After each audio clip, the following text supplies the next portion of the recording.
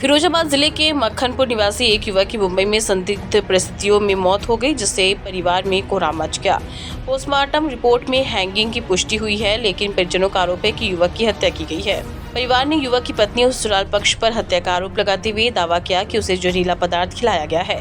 वहीं मृतक की पत्नी के बयान ने मामले को और पेचीदा बना दिया है। उसने कहा कि मेरा रिश्ता पति तक था, अब ससुराल नहीं जाऊंगी। इस घटना से गांव में शोक की लहर दौड़ गई। अंतिम दर्शन के लिए हजारों की भीड़ उमड़ी और गमगीन माहौल में अंतिम संस्कार किया गया। परिजनों ने पुलिस से निष्पक्ष जांच की मांग की और दोषियों के खिलाफ कड़ी कार्रवाई की अपील की है। प्रशासन मामले की जांच में जुटा हुआ है। मोहम्मद सलीम कुरैशी की रिपोर्ट, फिरोजाबाद से। वहाँ पे वो बोल रहे हैं कि फांसी लगाई गई है, लेकिन हम लोगों को नहीं लगता कि फांसी लगाई गई है, क्योंकि हमारी रात को बात हुई है और लोगों से बिल्कुल हंसी मजाक अच्छे से बात करके लड़का सोया है 12:30 बजे और 1.5-2 घंटे बाद खबर आई है कि फांसी लगा ली। ये आपको कैसे मालूम पड़ा ये घटना घटी है? रात को 2:30 बजे मम्मी के नंबर पर फ़ोन आया। किसका आया था? कोई बोल रहा था कि मैं पुलिस वाला हूँ और भैया के नंबर से फ़ोन आया था। अच्छा, ये कब बॉम्बे से कब गए थे? ये घर से मक्खनपुर से दीपावली की दौज के बाद ये यहाँ आया था, 4-5 दिन नहीं रुका है, फिर नहीं आया, उसके बाद चला गया। फिर तब तक बीच में कोई भी बात हुई थी? बात होती थी इनसे? बात डेली कंटिन्यू मम्मी की होती रही है। तो आपको अब कैसे मालूम पड़ेगी ये क्या हुई? क्या पत्नी से क्या बात, कोई बात पत्नी से कोई बात हुई थी? पत्नी से ही कलेश होती थी। पत्नी, ये हमें शक है कि ये पत्नी जो है इनकी अपनी बॉस के साथ लगी हुई है। होली वाली 14 तारीख को चाइना गई थी अपने बॉस के साथ। अच्छा। और ये 23 तारीख को वापस आई है वहाँ से, चाइना से।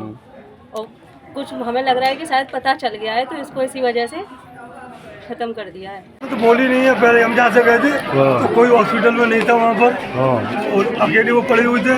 तो मैंने लोगों से पूछा कि भाई ये कहाँ गए घर वाले, तो वो घर वालों से फ़ोन लगाया मैंने, तब वो लोग कहते हम लोग अभी आए हैं। और पता लगाया हॉस्पिटल में सभी लोग जो कह रहे थे कि वो यहाँ पर है ही नहीं, काफ़ी समय से ही हुआ है। जब फ़ोन लगाया तब वो आए घर वाले जो पत्नी के जो माँ वगैरह मौसी वगैरह सब बाद में आए हैं। अभी आई नहीं आई है वो। तुमने उससे कहा था आने के लिए? उसके लिए हाथ जोड़ कर रिक्वेस्ट करी थी कि बेटा 7 फेरे लिए है, शादी की है, और जो आपके बेटे को भी उसने कानूनी तौर पे अपनाया है, कानूनी तौर से अपनाया। तो हम लोगों में ये होता है कि बाप की मिट्टी को दाग जो है बेटा देता है। और उसके बाद में जो सुहागिन औरत होती है अपने हाथों की चूड़ी, माथे की बिंदी, बिछिया जो उतार के सुहाग के ऊपर डालती है और 13 दिन के लिए शोक मनाया जाता है। उसके लिए आपको चलना पड़ेगा। तो वो कहने लगी कि मैं नहीं जा पाऊंगी। आपको कैसे खबर मालूम पड़ी थी? क्या घटना हुई थी? मुझे जो 2:45 बजे जो हॉस्पिटल से फ़ोन आया कि वो आपका जो बेटा राहुल है। मैंने कहा हाँ। कि बॉम्बे रहता है? मैंने कहा जी। कि उसका जो है फांसी लगा ली है। मैंने कहा नहीं हो सकता, वो कायल नहीं है, मैं दिलेर है, वो लोगों को हंसाता है, लोगों को मनाता है। तो मैंने कहा ऐसा काम नहीं कर सकता। मैंने दिखाओ वीडियो कॉल पे, कि वीडियो कॉल नहीं दिखा सकते हम। मैंने क्यों नहीं दिखा सकते? हो सकता है कि आप फरेब कह रहे हो।